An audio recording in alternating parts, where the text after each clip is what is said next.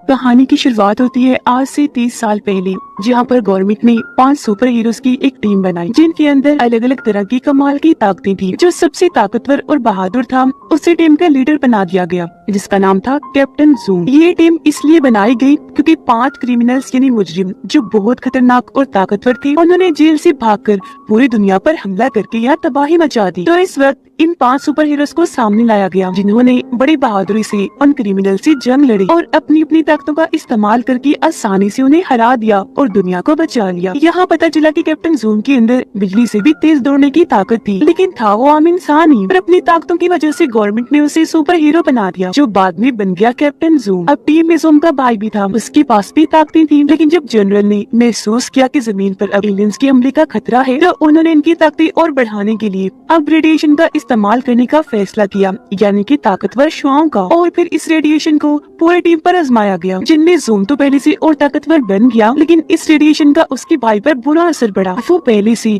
कई ज्यादा गुस्से वाला बन गया, उसे गलत गलत सोचें आती थी और वो फिर बुराई के रास्ते पर निकल पड़ा। उसने फिर अपनी टीम के बारे में गलत सोचना शुरू कर दिया कि इन्होंने मेरा बहुत सारा नुकसान किया है। इसी वजह से उसने अपने ही लोगों से लड़ाई कर ली और 3 सुपर हीरोज को मार दिया। अब जब जूम को महसूस हुआ कि मेरा भाई बुराई की हदें पार कर रहा है, बहुत खतरनाक बन चुका है, तो उसने अपने भाई से लड़ाई की और उसे हराकर पहाड़ों में एक ऐसी जगह पर बंद कर दिया जहाँ से वो कभी बाहर नहीं आ सकता था। लेकिन अब 30 साल गुजर जाने के बाद जूम अपनी ताकतें खो चुका था और बिल्कुल एक आम इंसान बनकर रहने लगा। और अब 30 साल के बाद एक साइंटिस्ट ने पता लगवाया कि जहाँ पर जूम ने अपने भाई को कैद किया था, वो वहाँ से निकलने की तैयारी कर चुका है। हैरानी वाली बात कि इतने सालों में ना तो उसकी मौत हुई, ना ही उसकी उम्र बढ़ी, वो आज भी जवान है। वजह ये थी कि वो बहुत ताकतवर था, इतना तेज कि वक्त को भी पीछे छोड़ दी। अब साइंटिस्ट को इस बात की फिक्र थी कि जूम का भाई पहले जितना ही ताकतवर है और उन ताकतों के साथ ही वो बाहर आएगा और अपने भाई से लड़ेगा, उसे बदला लेने के लिए और दुनिया को तबाह करने के लिए। पर करें बात जूम की,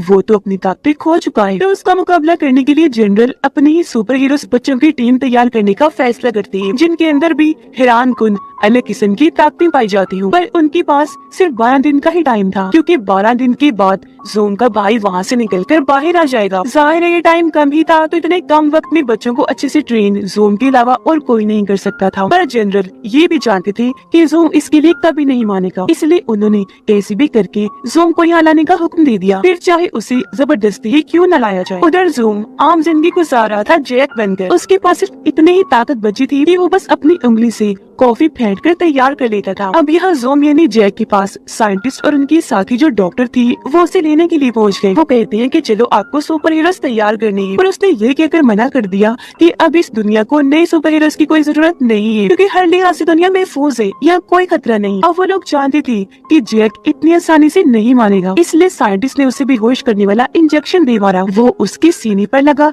जिससे जैक बेहोश हो गया और ये लोग उसे अपने साथ ले आए। यहाँ साइंटिस्ट और जनरल ने फैसला किया कि हम जैक को उसके भाई के बारे में कुछ नहीं बताएंगे, क्योंकि जब उसे पता चलेगा कि मेरा भाई जिंदा है, तो हो सकता है वो एक्साइटेड और जोश हो जाए और उससे लड़े ही ना। इसके बाद हमें दिखाई गई सुपर हीरोज की छोटी नई टीम, जिनमें सबसे छोटी 6 साल की बच्ची थी। उसके पास ये ताकत थी कि वो कोई भी भारी चीज आसानी से उठा लेती थी। अब उसके पास ये ताकत तो थी ही, लेकिन कैसे भी करके वो सुपर हीरो के टेस्ट को पास करना चाहती थी, जिसके लिए बहुत सारे बच्चों को यह टेस्ट के लिए बुलाया हुआ था। लिस्ट में अगली 16 साल की एक लड़की थी, जिसके दिमाग में इतनी ताकत थी कि वो बस दिमाग के जरिए ही किसी भी चीज को उठाकर इधर से उधर कर सकती थी। स्कूल में बाकी बच्चे उसे परेशान करते थे, इसीलिए वो सुपर हीरोज की टीम में शामिल होना चाहती थी। अगला एक लड़का था जिसके पास गायब होने की ताकत थी। इस ताकत का फायदा उठाकर वो बहुत मस्ती करता था, क्योंकि बार बार गायब होकर वो लोगों को हैरान करता और खुश होता था।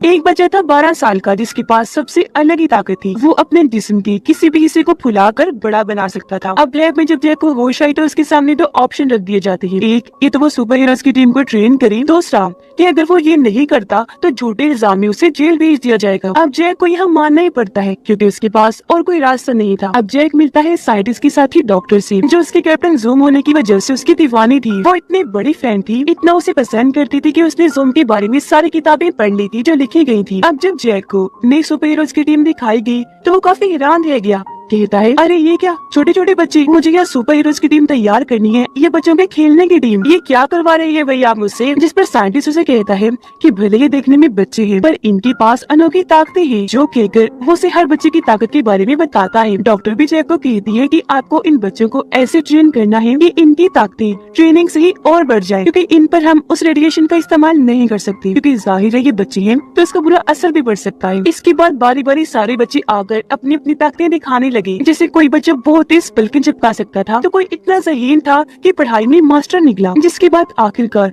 उन्हें 4 बच्चों को सुपर हीरो बनने के लिए चुना गया, जिनकी ताकतें मैं आपको बता चुकी हूँ। अब पता चला कि जैक की भाई के वापिस आने में बस 9 ही दिन बाकी रह गए हैं। साइंटिस्ट और जनरल आपस में बात करते हैं। जहाँ वो बच्चों की टीम से तो बहुत खुश थे, लेकिन साथ में उन्हें इस बात की फिक्र भी थी कि जैक इतने कम टाइम में बच्चों को ट्रेन कर पाएगा भी या नहीं। जनरल तो बच्चों को इतनी जल्दी तैयार होता देखना चाहता था कि वो तो बच्चों पर रेडिएशन को भी आजमाने के लिए तैयार था, पर नुकसान न हो जाए इस वजह से साइंटिस्ट ने ऐसे करने से मना कर दिया। अब शुरू में तो बच्चों ने जैक पर इतना ध्यान नहीं दिया, बस ये समझा कि हमें ट्रेन करेगा। लेकिन जब डॉक्टर सबको ये बताती है कि असल में जैक की कैप्टन जूम है, तो सारे बच्चे काफी खुश हो गए, क्योंकि वो भी उसके फैंस थे। आकर उसके पास आ जाते हैं, सिवाय गायब होने वाले लड़के के, क्योंकि उससे अभी भी उस पर शक था। अब जैक, साइंटिस्ट और डॉक्टर मिलकर बच्चों की ताकतों को देखने लगे। वजन उठाने वाली बच्ची जो सिर्फ 6 साल की ही थी, उसने भारी से भारी वजन उठाकर सबको हैरान कर दिया। But before I show it to you, you and your family will have the best luck tomorrow if you like and subscribe to my channel within 3 seconds. Jack को यहाँ वो बच्ची खास पसंद नहीं थी, क्योंकि वो बहुत बोलती थी, हर वक्त जैक से बातें करती रहती थी। गायब होने वाला लड़का यहाँ उन लोगों को काफी परेशान कर रहा था, क्योंकि जब कोई उसके पास आता उसकी ताकत देखने, वो वहाँ से गायब हो जाता। अब एक दिन जैक ने डॉक्टर से पूछ लिया कि आखिर आप लोग बच्चों को ट्रेन करवाकर तैयार क्यों करवाना चाहते हैं, जिस पर डॉक्टर उसे कुछ नहीं बताती। इसलिए नहीं कि जैक से हकीकत छुपानी थी, बल्कि इसलिए क्योंकि वो खुद सच्चाई नहीं जानती थी कि जैक का भाई लौट रहा है। अब डॉक्टर सबके साथ मीटिंग रखती है, बताती है कि बच्चे अपनी जितनी ताकत दिखा रहे हैं, उनके अंदर उससे 1000 गुना ज्यादा ताकत है। वो बस अपने दिमाग की मदद से अपनी ताकतों को रोक रहे हैं। अब इसी बीच जैक भी उनकी मीटिंग में शामिल होने की कोशिश करता है, लेकिन गार्ड्स के जरिए उसे वहाँ से बाहर निकाल दिया जाता है। अब साइंटिस्ट बच्चों और जैक को अपने खास डॉक्टर से मिलवाता है, जो कोई इंसान नहीं था बल्कि एक रोबोट था, जिसे खास इसलिए बनाया जाता है ताकि वो सुपर हीरोज की टीम का साथ दे। अब यहाँ जैक रोबोट डॉक्टर से मिलकर बहुत खुश हुआ और वो उसे और बच्चों को लेकर एक काफी पुरानी जगह पर गया, जहाँ उनकी एक काफी बड़ी स्पेसशिप रखी हुई थी। जैक रोबोट डॉक्टर और बच्चों को चुपके से स्पेसशिप में बिठाता है और उन्हें घुमाने के लिए वहाँ से बाहर निकल जाता है, जहाँ इन लोगों ने रोबोट डॉक्टर की मदद से बहुत मजे से खाना खाया, क्योंकि वो अपने मशीन वाले हाथों से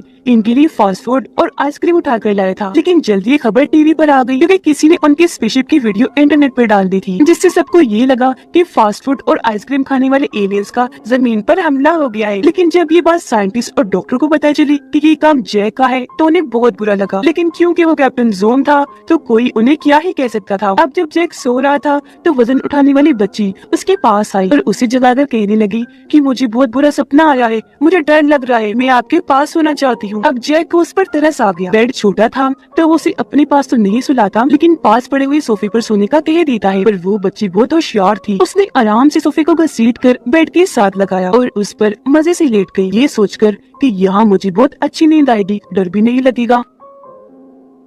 अगले दिन साइंटिस्ट ने सभी बच्चों को एक ऐसे कमरे में भेजा जहाँ पर बहुत सारे रंगीन बॉल्स थी, उनसे बच्चों पर शूट किया जाएगा और बच्चों को ट्रेनिंग दी जाएगी कि शॉट से गोली से कैसे बचते हैं। जहाँ बच्चों ने बहुत अच्छे से अपनी ट्रेनिंग की और फिर इसके बाद उन्हें रनर पर भागना भी सिखाया ताकि वो और तेज दौड़ना सीख सके। जिसके बाद उन्होंने जैक के साथ मिलकर अपनी ताकतों की और अच्छे से ट्रेनिंग की। अब हालांकि उनकी ताकतें यहाँ बढ़ रही थी, पर अभी भी बहुत कुछ बाकी था। अभी सब ट्रेनिंग के बाद सारे बच्चे काफी थक गए और एक जगह पर आकर बातें करने लगते हैं। गायब होने वाला लड़का कहता है कि सबको अपनी अपनी पड़ी है, हम बच्चों की किसी को कोई परवाह नहीं, और जैक भी सब पैसों के लिए ही कर रहा है। अब जब जैक को पता चला कि उस बच्चे ने ये बात की, तो वो उसके कमरे में गया, जो खास इसलिए बनाया गया था ताकि वो वहाँ से गायब ना हो सके। उसके पास जाकर जैक उसे बचपन में अपने और अपने भाई की सुपर हीरो बनने वाली बात बताता है। ये उस बच्चे को पता चला कि कैप्टन जूम का वो असली भाई था जिसे कैद कर दिया गया। अब जैक अपने भाई के बारे में बात करके काफी जज्बाती हो गया। फिर वो थोड़ी देर के लिए उस बच्चे को कमरे से निकालकर बाहर लेकर आया, क्योंकि उसे महसूस हुआ